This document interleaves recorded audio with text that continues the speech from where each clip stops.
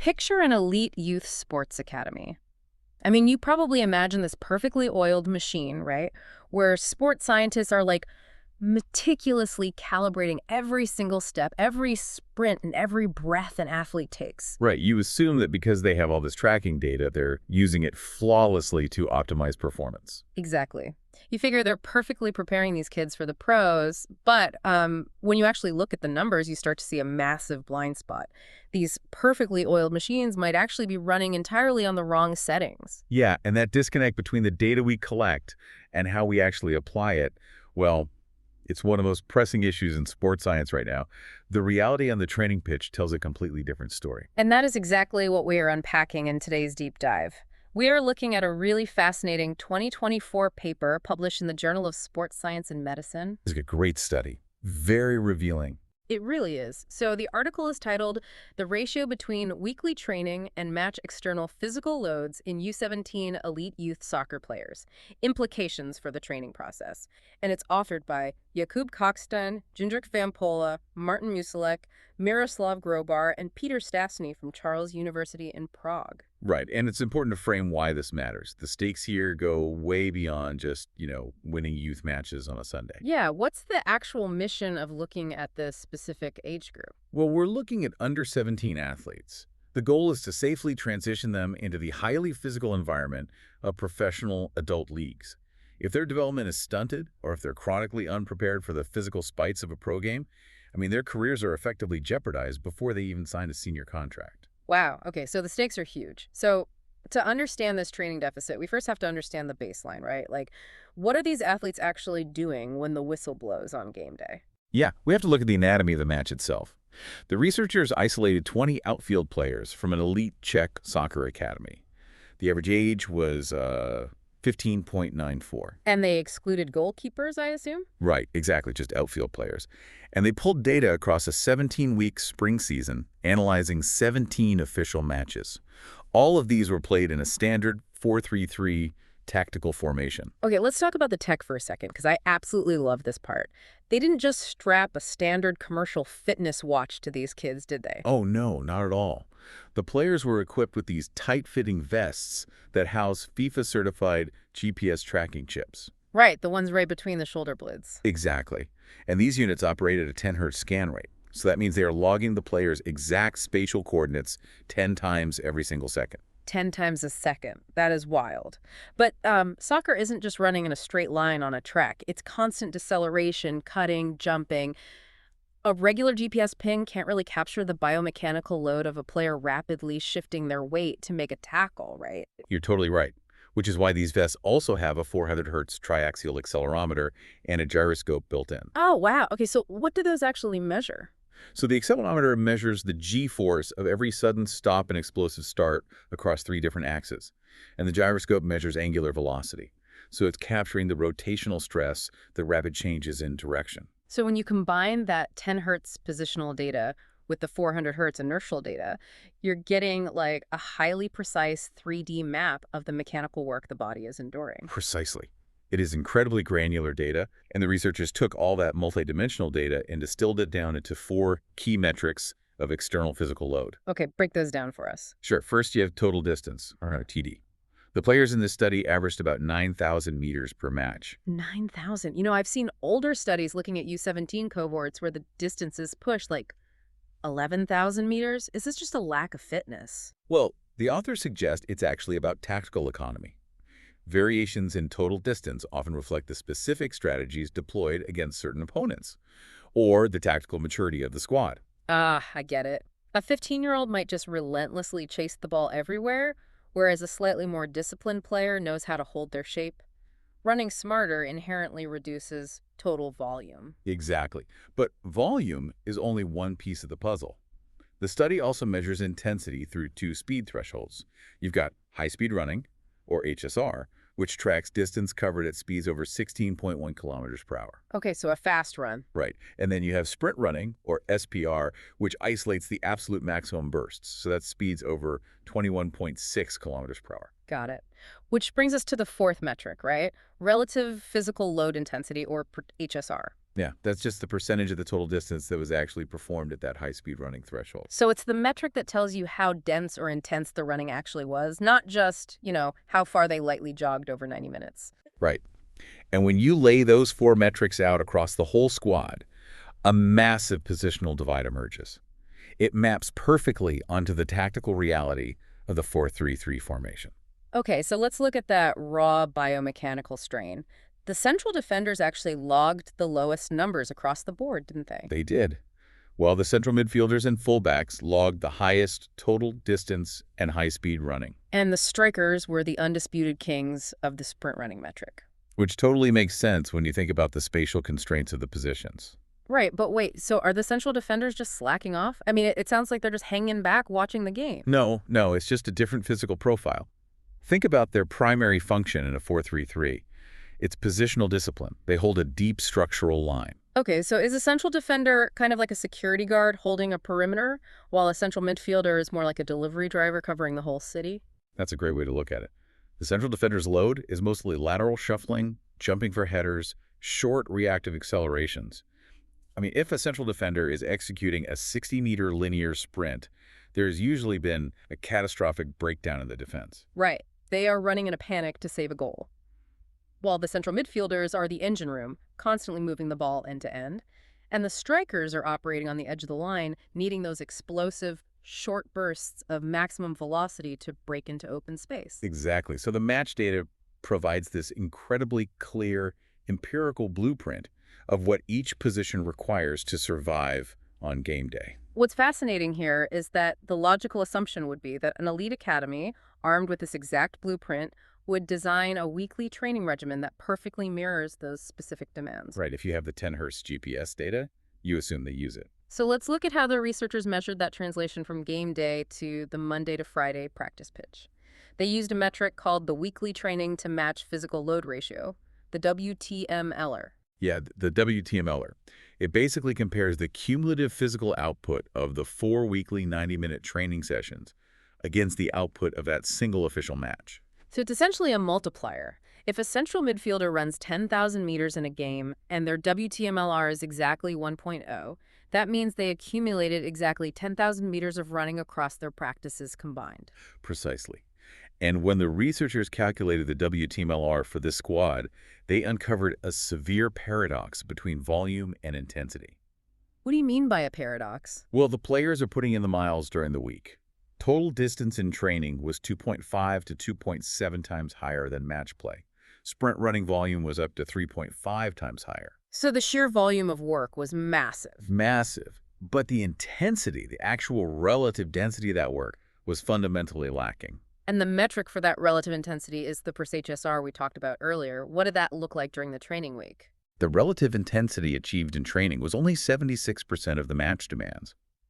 So they were doing a lot of running, but at a significantly diluted speed. Okay, I have to push back on this a little bit. If we think about the logistics of a training week, you can't have athletes sprinting at 100% every single day, right? No, of course not. Because if they have a match on Sunday and you push them to full match intensity on a Wednesday or Thursday, aren't you just guaranteeing they show up to the match completely fatigued? It sounds like a recipe for dead legs and overtraining. That is the standard coaching intuition. But it misunderstands how physiological adaptation actually works through periodization. The researchers tracked the daily fluctuations to account for exactly that concern. Oh, so they looked at specific days leading up to the game. Yeah, they looked at match day -1, match day -2, and so on. Naturally, on match day -1, the day before the game intensity was appropriately dialed back. It only hit 56%. That makes sense. And the intensity peaked on match day -2 at 88%. The issue isn't that they aren't hitting 100% every day. The critical failure is that at no point during the periodized week did the intensity ever touch 100% of match demands. It just lived in this diluted 76% average zone. But wait, why is hitting that 100% threshold during the week so vital? If they're playing a hard match on the weekend, aren't they getting their intensity fix then? Relying on the match itself for your peak conditioning leaves the athlete incredibly vulnerable to what sports scientists call the worst-case scenario. The worst-case scenario, like a sudden injury. Well, matches are chaotic. They're decided by an injuries occur during these sudden, massive physiological spikes. Imagine an 89th minute counterattack where a fatigued player suddenly has to accelerate to maximum velocity and execute a violent change of direction. Right, to stop a goal. Exactly. If the muscle fibers, the tendons, and the neuromuscular system have only been trained to operate at 76% of game speed during a controlled week, that tissue is simply not prepared for the mechanical stress of that sudden 100% effort. Oh, wow. It's like owning a high-performance sports car, but you only ever drive it 40 miles per hour around the suburbs Monday through Friday. I mean, the engine runs fine, the mileage adds up, but the transmission never actually shifts into its highest gear. That's a perfect analogy. And then on Sunday, you take it onto the highway, you instantly floor the accelerator to 120 miles per hour, and you wonder why the transmission violently blows out. Exactly. The tissue fails because it hasn't been inoculated against the stress. Training has to serve as a controlled dose of that exact mechanical stress. So by carefully exposing them to 100% of match intensity or even slightly higher during a specific window in the week, you force the body to adapt. Right, you build the capacity and the tendon stiffness required to handle those spikes safely. Constantly underloading the intensity leaves a biological deficit. It increases injury risk and stunts the physiological development they need for the pro level. You know, if you track your own runs or workouts on a smartwatch, you probably know exactly how easy it is to fall into this trap. You focus entirely on hitting your 10,000 steps or your 5-mile goal, and you feel great about the volume. Right, the volume creates a false sense of security. Exactly. But you completely ignore your heart rate zones and realize you haven't actually pushed your cardiovascular system in months. The volume masks the deficit. And this brings us to the most concerning finding in the paper. We established earlier that the biomechanical requirements of a central defender are vastly different from a striker, right? Yeah, the security guard versus the sprinter. Well, because the academy coaches appear to be running uniform team-wide drills, that WTMLR multiplier varies wildly by position. The training deficit is not evenly distributed at all. Wait, let's look at the central defenders. On game day, they execute the absolute least amount of high-speed running and sprinting. Right. But in practice, because they're forced to do the exact same generalized drills as the midfielders and attackers, their WTMLR multiplier for sprints was actually the highest of any position, up to 3.5 times their actual match day needs. Wait, really? They are doing 3.5 times the sprinting they actually need to do. Yes. They are being drastically overtrained in an energy system they rarely utilize in competition. They're just accumulating unnecessary fatigue. And I'm guessing the flip side is worse. The strikers, the players who absolutely rely on peak sprint capacity, how much are they getting? They had the lowest WTMLR for sprints, sitting at just 1.6.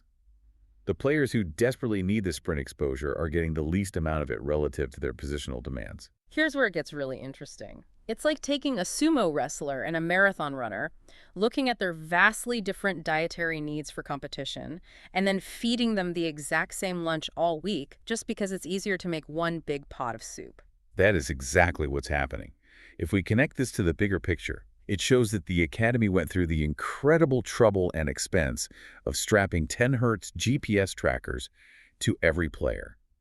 They collected millions of data points unequivocally proving how different a defender's mechanical load is from a striker's. And then they just ignored it. Basically, yeah.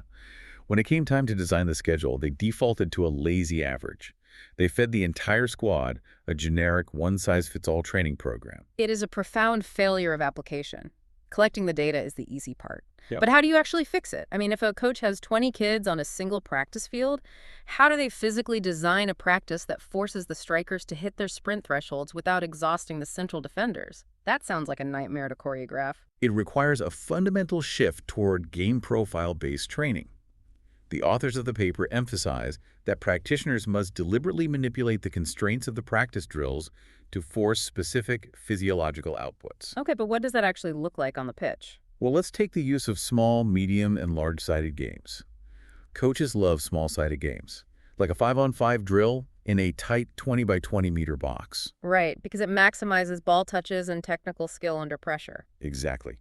But physically, a tight box makes it biologically impossible for a striker to reach a speed of 21.6 kilometers per hour.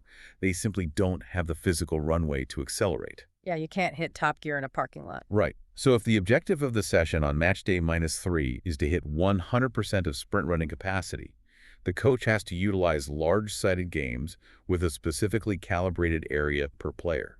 They have to open the pitch dimensions to 60 or 70 meters. Creating the actual spatial runway, the strikers and fullbacks need to reach maximum velocity. But if you open the pitch up like that, how do you manage the central defenders? If they are in that same large-sided game, aren't they just going to oversprint again? This is where positional drills come into play. During the physical conditioning blocks of practice, you separate the squad. You take the central defenders and run them through specific, non-linear sprint drills. Ah, so you design exercises that mimic their game day reality. Exactly. Yeah. Rapid lateral shuffling, jumping, followed by explosive 3 to 5 meter accelerations. Rather than forcing them to run 40-meter gassers with the strikers, you tailor the mechanical stress to the positional blueprint. I mean, that is significantly harder to plan, manage, and execute. It is. But that is the baseline requirement of an elite academy. If you have the data, you have an obligation to use it to protect and develop the athlete. And this extends so far beyond youth soccer. I mean, we live in an era of absolute hyper-quantification. We really do. We have rings tracking our sleep architecture, smartwatches logging our heart rate variability, enterprise software tracking workplace productivity down to the keystroke. Right, but the immense volume of that data often leads us right back to the convenience of the average. We look at a dashboard, see a generalized trend, and apply a blanket solution to our team, our employees, or our own health routines. A generic approach, even when informed by precise data, inevitably creates critical deficits. It really forces you to ask a provocative question. If an elite sports academy, fully staffed with highly educated sports scientists, can fall into the trap of looking at precise individual data and then running a one-size-fits-all practice, where in your own life are you letting the sheer volume of data blind you to specific individual needs? It's a great point to mull over. Having a metrics is entirely useless if the application remains generic. Well said. To quickly summarize the hard science we unpacked today, positional physical loads in a competitive soccer match vary enormously based on biomechanics. However, current weekly training methodologies consistently fail to replicate those specific match demands. Right. And by prioritizing volume over relative intensity and by applying uniform drills, these programs fail to build the necessary physical capacity. They fail to inoculate the athletes against the sudden, intense spikes that cause injury. The research by Kokstejn and his colleagues provides a vital reality check. We have to bridge the gap between tracking the data and actually individualizing the environment. I strongly encourage you to read the full article in the Journal of Sports Science and Medicine. It is packed with exact statistical breakdowns, methodological insights, and detailed charts that make these concepts incredibly tangible. It's definitely worth the read if you want to understand the true application of sports science. Absolutely. Make sure to follow the channel and turn on notifications so you never miss another deep dive into the research that shapes our world. So the next time you picture that perfectly oiled machine of an elite facility or you look at the dashboard of your own fitness tracker, just remember, it doesn't matter how advanced the machinery is if the operator is still trying to force every uniquely shaped gear into the exact same slot.